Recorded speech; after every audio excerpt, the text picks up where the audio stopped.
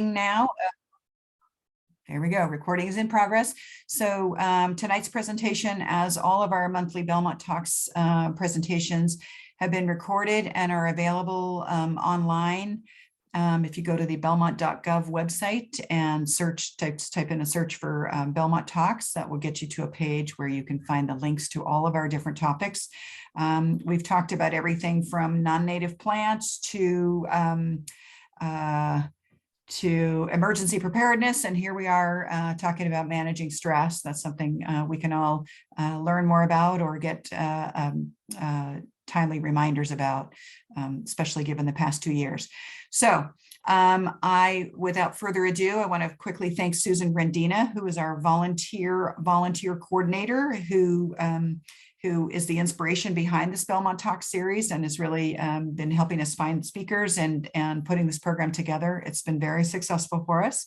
So, and hopefully for the community as well. So thank you, Susan. And if you have any ideas for topics that you'd like us to present to the community, please go ahead and send them my way or call our Park and Rec office, and we'll make sure that Susan gets the suggestions.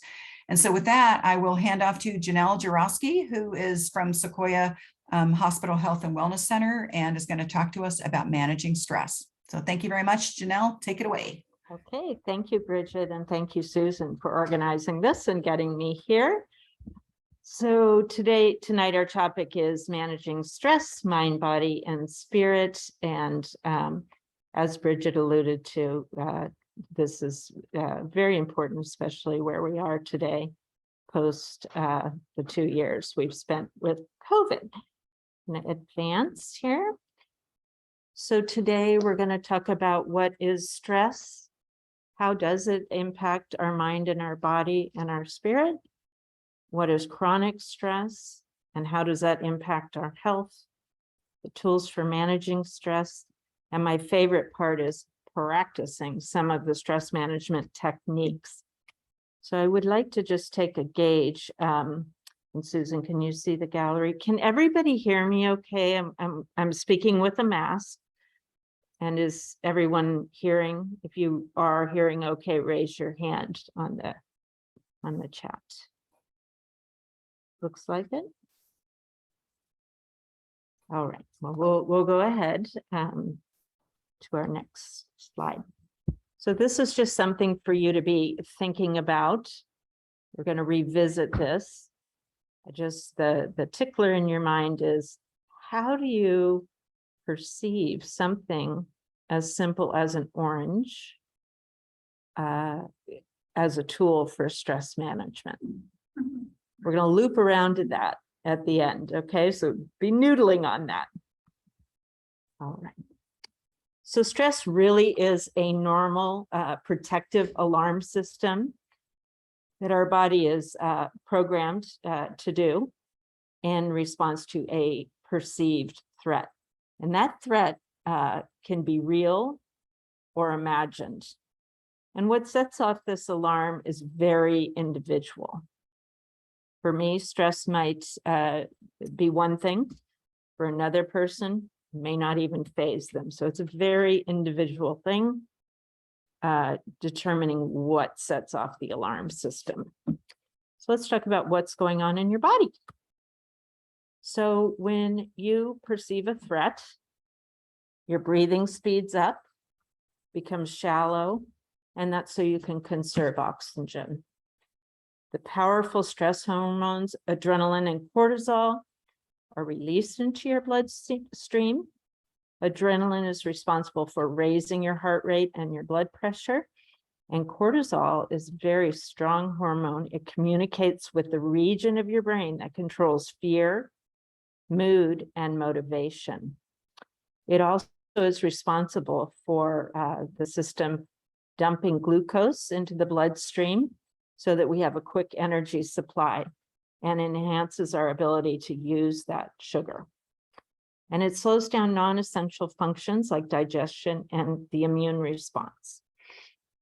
The fight or flight is hardwired, and it is really there to support a burst of physical energy And when that happens, the stress hormones that have been put into the blood system are utilized. So let's talk about chronic stress. We're going to think of stress as your foot on the gas pedal. And with chronic stress, it's ongoing. It's like your foot never comes off the gas pedal. So today, most of our stress related situations do not lead to the need for this intense and immediate physical activity. So the body doesn't distinguish if there's an immediate physical threat, like a predator, or if it's a perceived threat, which is imagined or in our mind. So the bloodstream, either way, perceived or real, is flooded with these stress hormones and sugar, and they're often not needed. And that's what puts your body at risk for long-term health problems.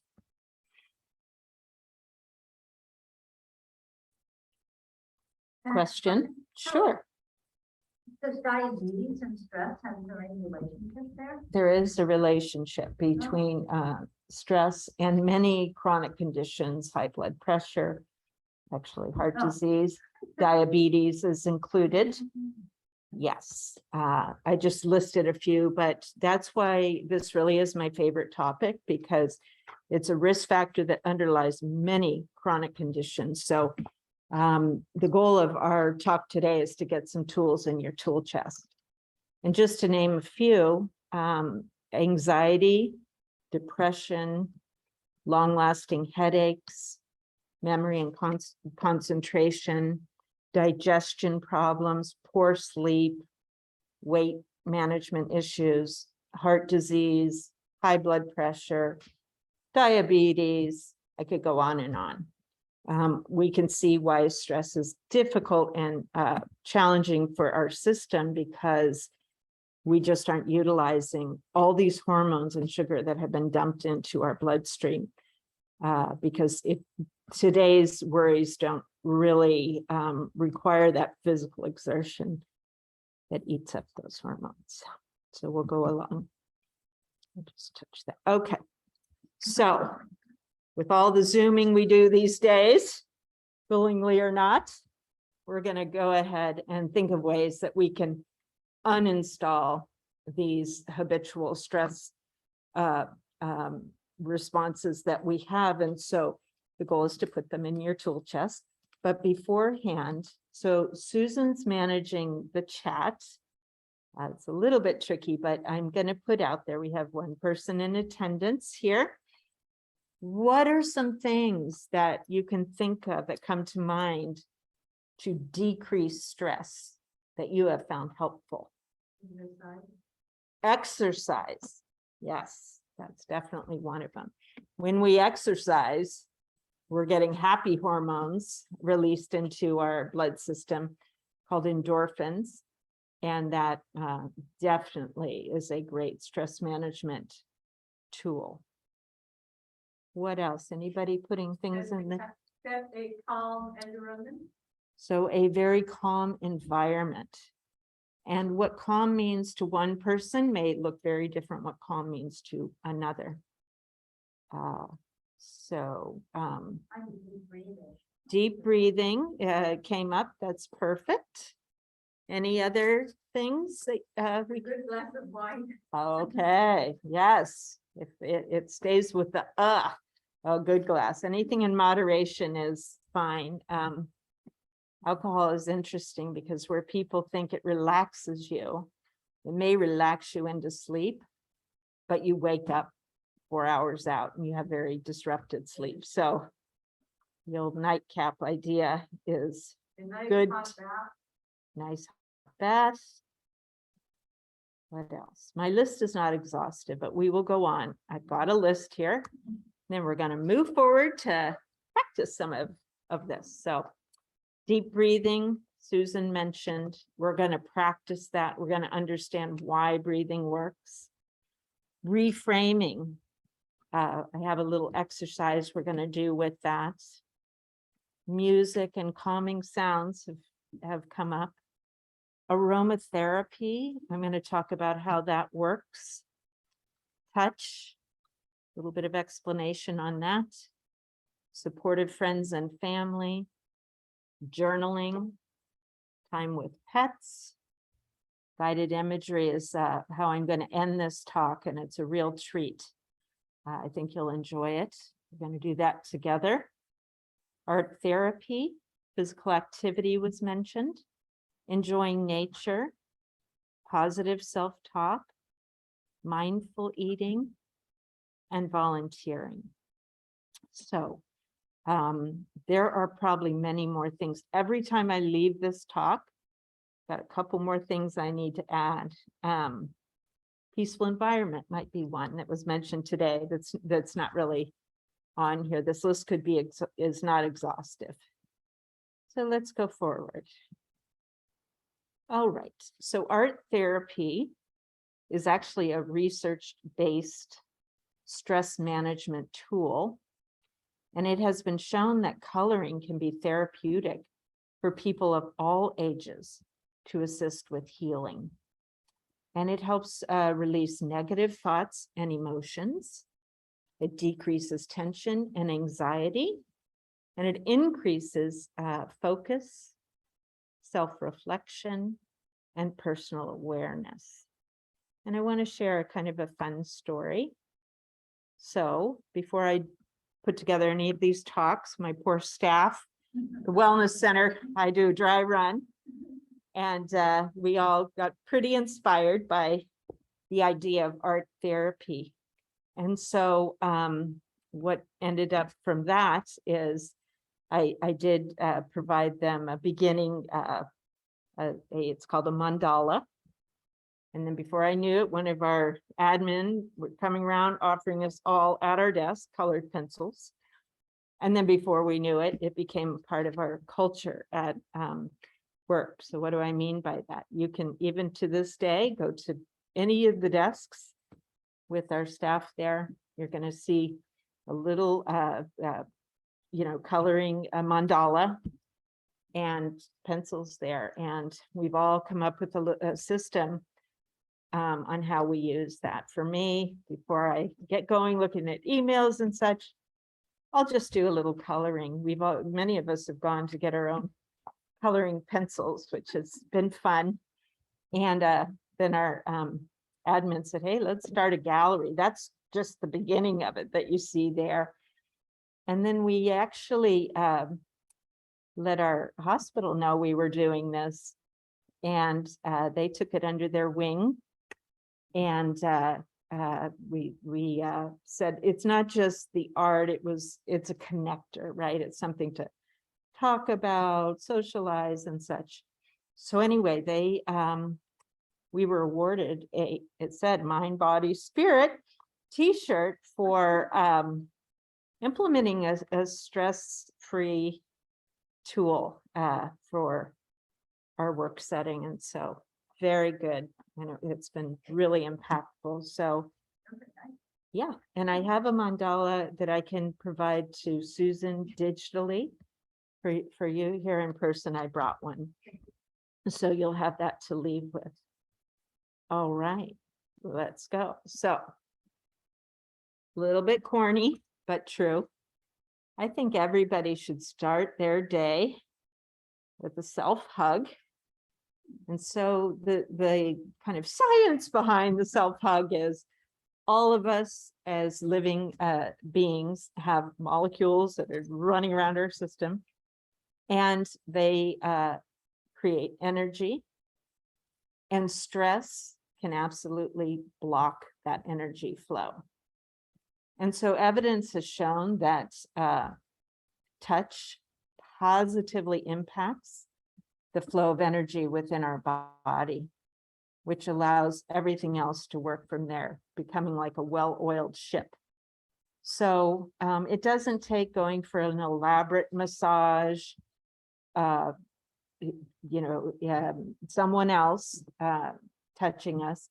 We can really start each day by hugging ourselves and beginning that process. So just know it's as simple as a self-hug. It can be as elaborate as a massage, but we all need touch. And we see it in the primate behavior. If you go to the zoo, they're always rolling around, tumbling, they're in constant contact with each other. And so it just speaks to the power of touch. Okay, so aromatherapy. If we smell something, what it does, we know that it goes through our nasal passage. And then there's an area in our brain that is the olfactory center, which processes that smell. But what many people don't realize is that also travels up to an area of our brain called the limbic system. And that's where kind of our emotions are processed, anxiety, fear, tension. All of that comes to life when the limbic system is stimulated. So the science behind aromatherapy is it can be very powerful, and something like lavender is known to be calming. Peppermint can be energizing, and lemon and orange, these are just examples. Citrus can be very uplifting. So just smelling those scents they're passing by our smell center and going up to the emotional center of our brain. So I hope that information will be useful. So deep breathing. The thing that I love about this tool for our toolbox is it goes everywhere we go. So we've got it on hand. So what's the science behind deep breathing? Our nervous system has two sides to it. One is the sympathetic side, which causes that gas pedal to be pushed. So it's the fight or flight response, releasing those hormones, those stress hormones into the blood system. The parasympathetic is working side by side with the sympathetic. And that side of the nervous system is responsible for rest and relaxation. So when we deep breathe, and when we think of deep breathing, it's at the level of the belly or the abdomen. So deep breathing, when we get away from just the chest breathing to the depth of our abdomen or our belly, we're activating that parasympathetic response, which puts the brakes on, and it quiets the sympathetic side, which is the gas pedal, which is being pushed quite a bit during your everyday and often without your awareness. So the parasympathetic then becomes the dominant system when you deep breathe. So we're going to go, the next slide is going to show the mechanics of deep breathing. It's not something we all just know how to do. We have to learn like anything else. So the deep breathing, essentially, I'd like us to, try it. You're at home, get in a nice, comfortable setting. And the deep breathing is you breathe in through your nose, which is the inhale part of breathing. And when you breathe in, you can see in this demonstration, your belly goes out. It is filling with all that nurturing air that you're bringing into the depths of your body.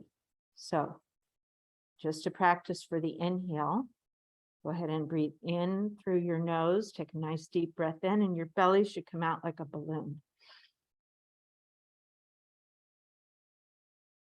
And then exhale through your mouth. So inhaling through our nose, exhaling through our mouth. So we'll blow out. And the belly comes back in, it flattens. So when we do a deep breathing exercise, which we're going to be doing along with the meditation or guided imagery, we're going to put our hands right on our belly. And we would expect when we're inhaling, the belly to go out. And when we're exhaling through our mouth, your belly or your abdomen or your stomach will go in. Okay. All right, now this technique is very fun. It's something I've used in my work as a community health nurse for 14 years. It's nothing about meditating or trying to quiet the mind is easy. But what I like to tell my patients when I'm working with them is we're going on vacation together for 1 minute. Let's try 1 minute and see how it works. So we're going to break this up into 3 steps. The very first is to acknowledge your worry, your fear, your anxiety that is often working in the background, but this is to bring awareness to that, okay? And if you are comfortable and you can close your eyes, when you're closing your eyes, I want you to visualize a physical stop sign, an octagonal stop sign. A stop sign when you're driving that if you push through that, there's risks involved, right? So stop is a good metaphor for just asking the worry and the anxious thoughts to just sit on the side for a minute. So we acknowledge our worry or our anxiety. Close your eyes. Visualize a stop sign. That's all you can see right now. That's all you're thinking about. You're in the present moment and you're visualizing a stop sign. And then we're going to move now with the breath. And that is a deep breath. So that'll be with your breathing in through your nose. Your belly goes out. Let's do that. Inhale. Hold it for a second and exhale. Your tummy will deflate. And in this moment, I'd like you to think about, it doesn't have to really be a place. It can be a feeling. So it can be a place or a feeling. And you know, your mind doesn't know if you're there, if it's real or it's imagined. So the great thing is we can transport ourselves into a peaceful state by bringing in something that is very meaningful, beautiful, and such. So I'm a grandparent and I visualize Noah, my grandson who's 2. He reaches up for me and I just pick him up and he lays his head on my shoulder. He is adorable. That's my happy place. You'll find yours. It's very personal to you. And we're going to shift there with the breath. So you'll accompany that vision with a breath in through your nose. Belly goes out. And exhale through your mouth. Belly goes in. And we're going to sit with that for a minute.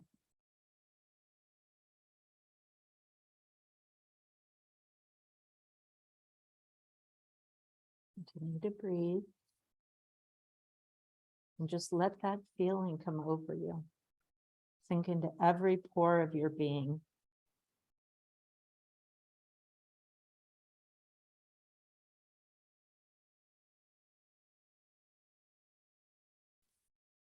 Okay, and then we'll come back to the room. And just remember, that's a tool you can take everywhere you go. You just need a private moment. It can be done in 1 to 2 minutes. And as a nurse, I used to do blood pressure screening. And we would do kind of a before. And then I would demonstrate to my patients how just employing the deep breathing and this quick transition from your worry to visualizing the stop sign, that's all you see, and moving into this special place or feeling, it would reliably bring their blood pressure down. So please keep reframing in your tool chest. And we'll go on, okay? I think that's why a lot of people have high blood pressure and go to the doctor. Yeah, it could be. That's a whole, another topic. I've got another presentation. I can address that. That is, invite me back because blood pressure is my passion to talk about. All right, so mindful eating. We're going to do this together. So I showed you this slide initially. Something as simple as a orange can really give you back lots of calmness and endorphins. So here's what I want you to do, either in this room or if you're at home. I want you to close your eyes. I'd like you to put your hand out and visualize that I'm putting a little mandarin orange. It's now resting on your palm. And I want you to think about the texture that you're feeling and the weightiness of this orange. Next, we're going to imagine that we're going to peel the skin. And as we peel each piece, we get this blast of citrus smell, which can be very uplifting. Once you have your mandarin orange peeled, I want you to imagine taking one segment of that mandarin orange at a time, placing it on your tongue, feeling the juice, smelling the smells,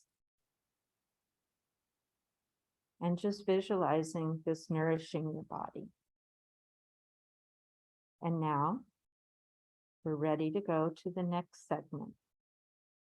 And we eat this very mindfully in the moment, saturating ourselves with all of the sensory information that this gives us.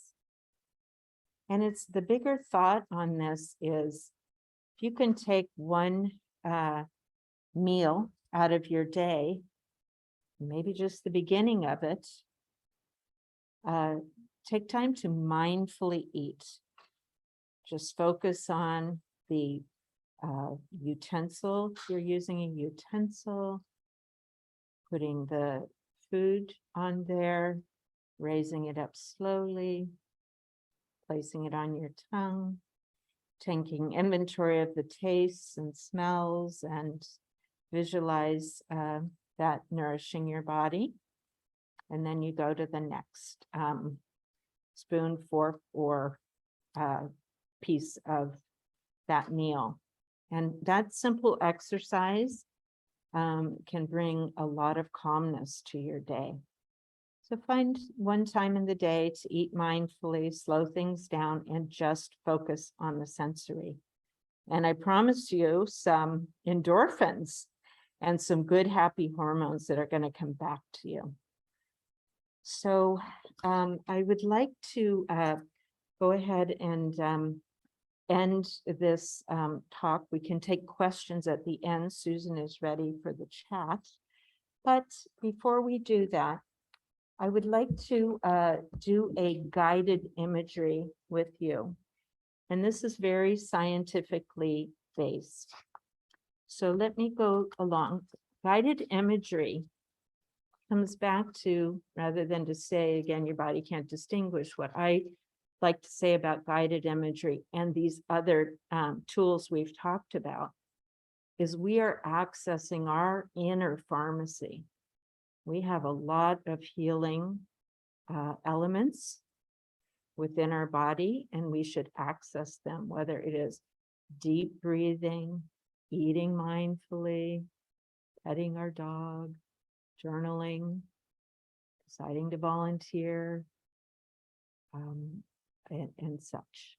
So we're going to access our inner pharmacy through this exercise. So we know guided imagery, when you have a positive visual, auditory, tactile image, it stimulates that relaxation side of your nervous system. It overtakes the other side that wants to send out that hardwired response and send stress hormones into the system.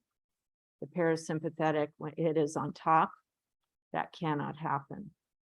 And so the evidence indicates, and it's used in medicine, that guided imagery helps decrease stress, anxiety, and pain. And in our setting here, I'm just going to dim the lights. Let me get you set up for this. So go to the sort of framework, and then I'm going to share this special experience with you.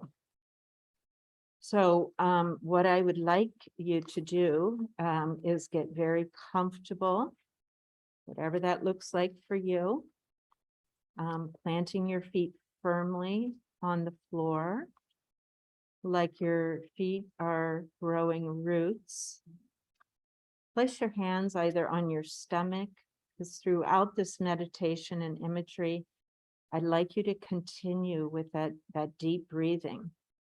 And as a reminder, the inhalation is 4 or 5 seconds, breathing in through your nose, and your belly should go out like a balloon. Just pause at the top of the breath and then release the breath through the mouth, and you'll feel your stomach deflate. So I'm going to go ahead and dim the lights here. What I would like everyone at home and in the room to do is to just warm up by doing a couple nice deep breaths. And then when you feel comfortable, close your eyes as I read aloud.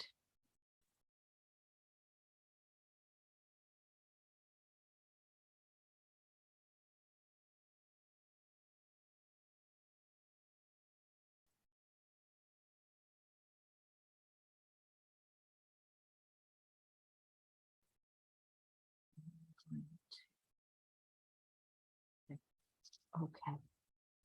All right. So hopefully everyone is comfortable. You've got your feet on the floor. You can feel the back of your chair or wherever you are. Relax your shoulders. Close your eyes. And now put your attention on the environment around you. Ask yourself, what do you see? What do you hear?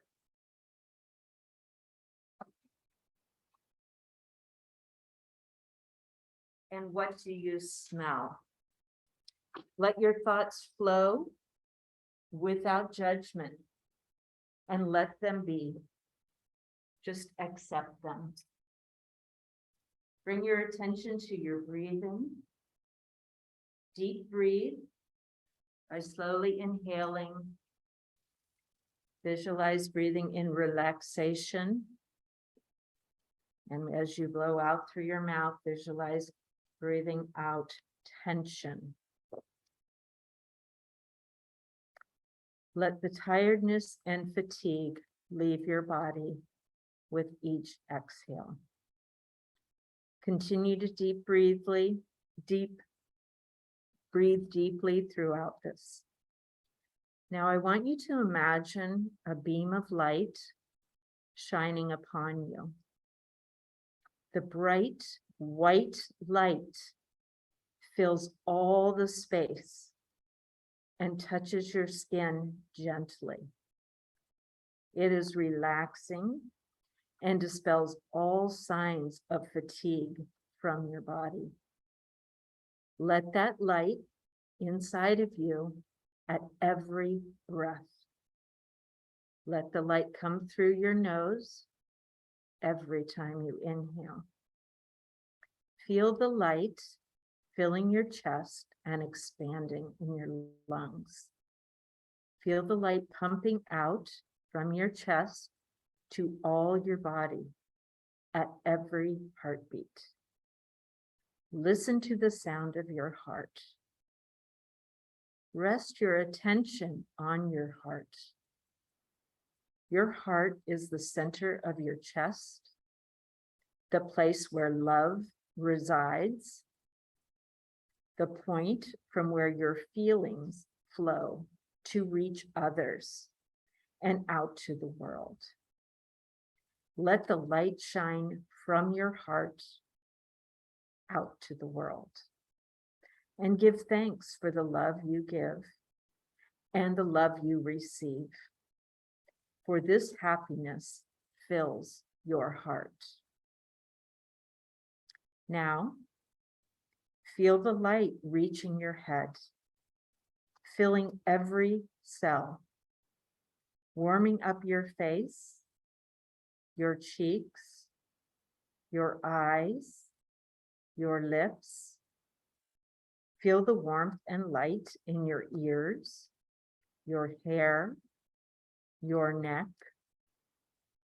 Rest your attention on your eyes, your ears, your lips, your tongue, your nose, and your cheeks.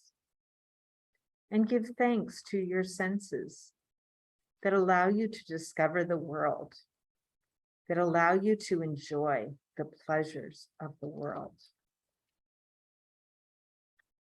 Let the light come back to your chest and feel it warming up your back, your spine, all the way to your hips. Feel the light coming down from your chest to your belly.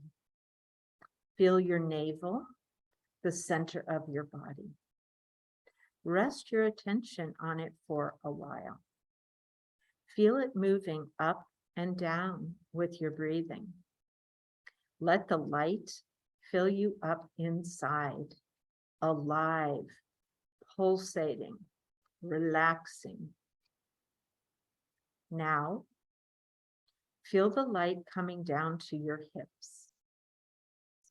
Feel your hips touching the chair, sinking on the cushion, comfortable. The warm light reaches your thighs and runs down to your knees, your calves, your ankles, and your feet. Let your legs relax at the touch of the light. Feel your feet touching the floor. Feel your soles and each one of your toes. Rest your attention on your feet for a moment. They have taken you so many places. They are tireless, strong, dependable. Feel the light warming up your feet and give thanks for the marvelous gift that they are. Give thanks for all the walks, dances, hikes, jumping, and bicycling that they have allowed you to enjoy. Now, let's move your attention back up to your knees, your thighs, your hips, your belly, and your chest. Feel the light reaching out from your chest to your neck, your shoulders, your arms, elbows, forearms, wrist, and hands. Feel the warm light reaching your palms and your fingers. Rest your attention on your hands. They are the instrument we use to transform our world. They work very hard every day. We use our hands to express our love, our care, our creativity, to help others, to soothe, to heal, to cook, to write, to say hello and goodbye. Give thanks for all we manifest through our hands. Now, feel the light coming back up from your hands to your forearms, your elbows, your shoulders, and to your chest. Bring your attention to your breathing. Feel the air coming in and out of your chest slowly in a profound rhythmic motion. Feel the light pulsating in your chest. Bring your attention now to your surroundings. Listen to the noises around you. Let the world come back in. Keep your eyes closed for a minute. And finally, slowly open your eyes when you're ready.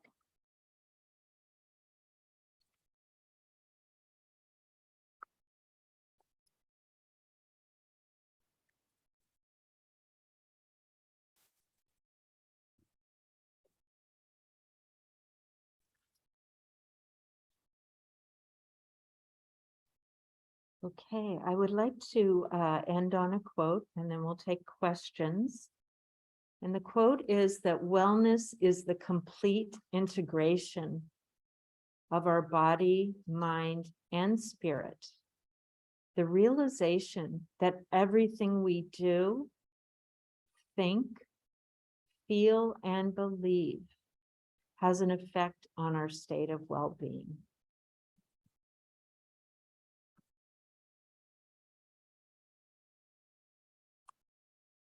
So, Susan, are there questions? Not yet on chat. Okay, But I have one, so, okay. does Sequoia Health District offer mindfulness classes? So we're different from the district, Are you different from the district? but we have functions that cross over. But at the moment, the Health and Wellness Center does not offer wellness classes for the mindfulness and mindfulness-based stress reduction. But it is a question and would be good maybe to go on and see where you can find that. I'm not sure that the district is doing that either yet. We're all kind of warming back up to things that are in person and such. So just take a little look on the computer or on your library resources and see what might be happening. Because I'm thinking, Susan, that maybe you're realizing how important that experience was. And for us to just pause, I time that out, that's about 10 minutes. That's could be a lot of time in some people's schedules. But if so, then just do the little reframe. But the mindful piece, whether you're eating, you're just indulging in a moment of silence, is so critically important that we find that in every day. And it can take 1 minute, it can take 10 minutes, it can be a whole course that you go to for 6 weeks. So thank you for that question. Yes. Enjoying your presentation. Yeah. So, I actually have taken in the past one at Palo Medical, oh, yes. Mhm. and they actually had us do a mindful eating exercise. Wonderful. And I don't do it, but reminded me to do it Yeah. because then you really taste your food and you know, That's it. sometimes you can't remember to eat much. Yeah. Yeah. Just gobble it And down. just so much of that is our reality, right? We're eating and driving and, and so we have to balance this out with reality, right? But if we can just incorporate something as simple as a piece of fruit in our daily life, that's a wonderful idea. Someone asked to repeat the question. because Yeah, I- sorry. The question was actually, there were 2 comments. Susan was mentioning that it's so easy to get caught up in just the mechanics of eating every day. And I would say most of us, that's the case. That this for Susan, it gave her a special reminder from a class that she took in mindfulness, that an exercise in mindful eating, it doesn't take a lot of extra time, and it really brings to the focus of eating and nourishing our bodies is one of the best ways we can treat ourselves to good health. So taking a moment to be mindful about 1 spoonful, 2 spoonfuls, the taste, all the sensory, just bombard your system with the sensory, because you can't do stress and sensory at the same time. So great. The other was a comment that just said that she enjoyed this presentation. I think we all know a lot of what we talked about here, but sometimes it's just the reminder. And I've been going all over the community, really canvassing the community with this presentation, and it's been very successful, and it just speaks to the need. Yeah, our mental health. Yeah. I think we need to remind them. Yeah, and we need to just not say, oh, I went to that today, next 7 days, you're gonna kind of be mindful. There's an important way to build habits. And this is a very interesting concept, and it's called habit stacking. So I've been sharing this with everyone, and many of you may already have known about this, but habit stacking is, so this is an example. I know that I brush my teeth every morning before I leave the house. And so for me, one thing that I have built into that routine, so I'm taking a new habit and I'm putting it on top of a habit that already exists. So I'm stacking it on that, is that I go ahead and just do heel toe raises when I'm doing my toothbrushing. And I've developed this habit that it is so strange. Now I go to brush my teeth, before I know it, I'm raising up on my toes. Okay, so that makes me feel good because I'm building a muscle that I need for fall prevention. But habit stacking is finding something you already do. And it's been researched for behavior change. It is a very successful strategy to build in another habit on top of what you do. So, it might be, I don't know, in our day and age, but I like to watch the evening news. I'm sorry to give all these examples of myself. Maybe I'll ask here our 2 audiences here, that I watch the evening news. And with that, one habit I've built in is to do this mindful eating. And for me last night was a banana, right? And I was just very careful in how I peeled it. I was just saturating myself with the beautiful yellow color. And then instead of just eating it from the peel, I take a little knife and I cut off a little slice each time. And it's just something I've done now in that time frame. And it's been really special. It really is built onto a habit I already do. And I'm getting a little blast of mindfulness. It's not long, but every evening. So that's been good. So those are examples, habit stacking. And it's a useful concept because it's researched, and it's a way you can really make small changes. And that's how habits form, is small baby steps. And then we add on to that habit and then that habit. But starting small is going to bring you some success. So think about your day and one thing that is reliable within your day, and add something new to it. With the online tools, there's I online. do. I use Headspace.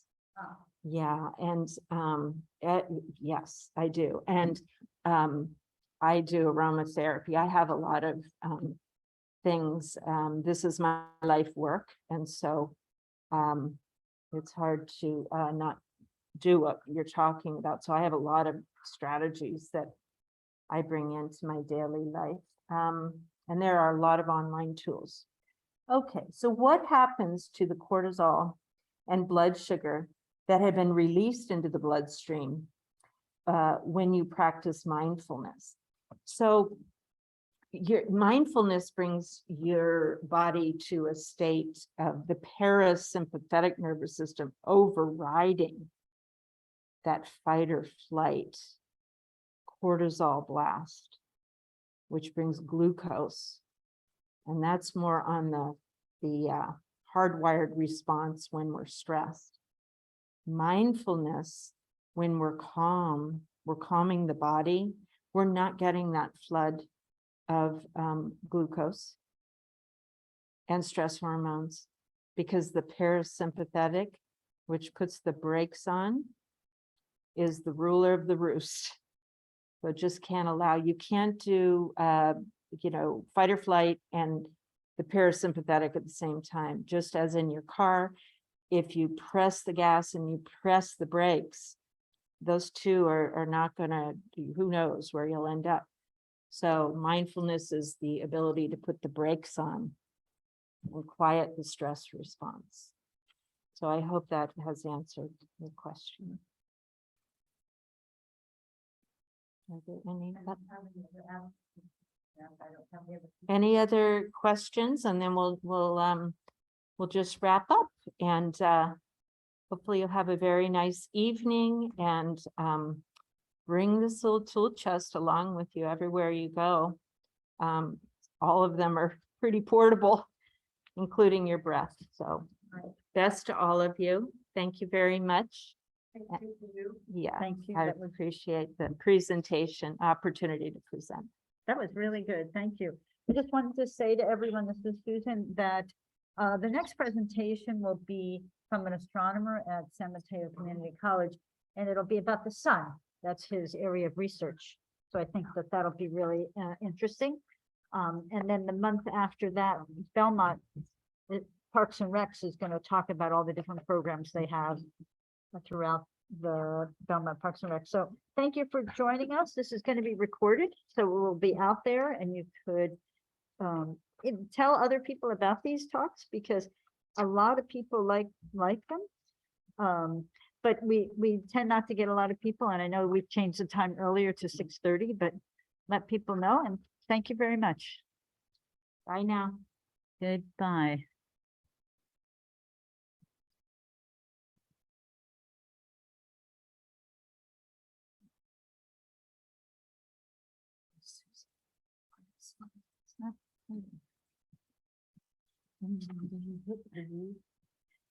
And then it'll let me stop it.